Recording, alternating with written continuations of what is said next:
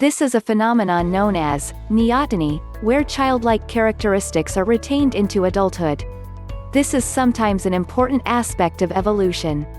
It occurs in different species and may have played a role in the development of intelligence in humans in their deviation from earlier primate forms, e.g. larger head, loss of fur, etc.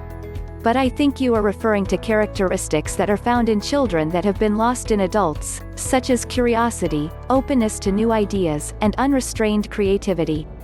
Obviously not things like size, physical abilities, knowledge, etc. In that respect you are correct. Many high IQ people are like children in some of those ways. They are highly curious and they ask far more questions than others.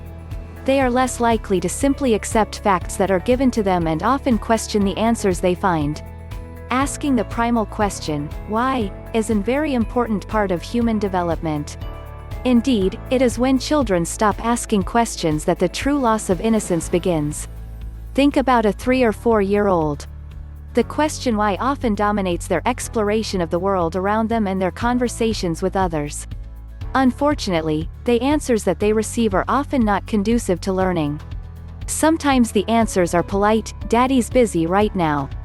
Ask me again later," or the answer can be harsh, "I'm busy. Don't bother me," or worst, "You're too young. You wouldn't understand."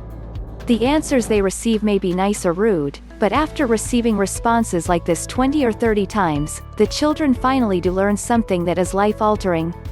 They learn not to ask questions anymore.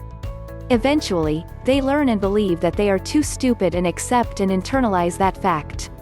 Then after enforcing this belief for a few more years, we send them off to kindergarten and wonder why they have problems learning.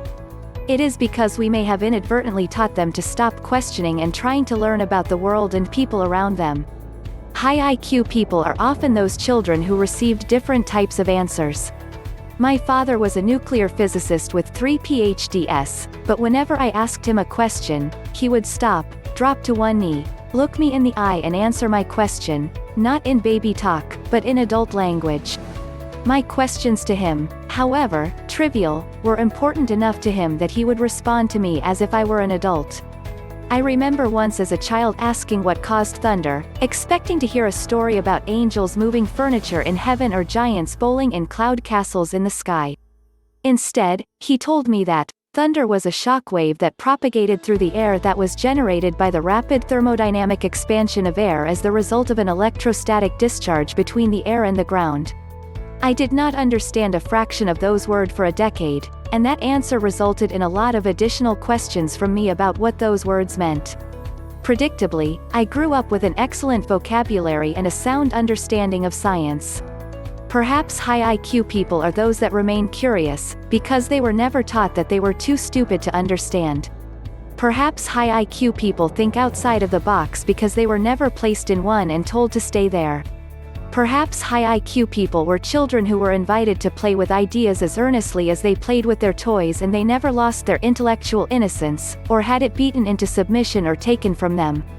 Perhaps all children are born with much higher IQ than we suspect and that, unfortunately, most children are taught not to ask, why, and not to bother mommy and daddy with such stupid questions.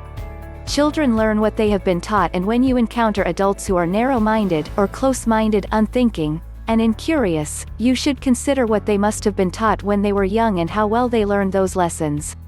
High IQ people may be more childlike in some ways, simply because they never had those curious, marvelous, insightful, unrestrained characteristics taken away. They may have simply never lost them, and that is part of what makes them different from others, or special.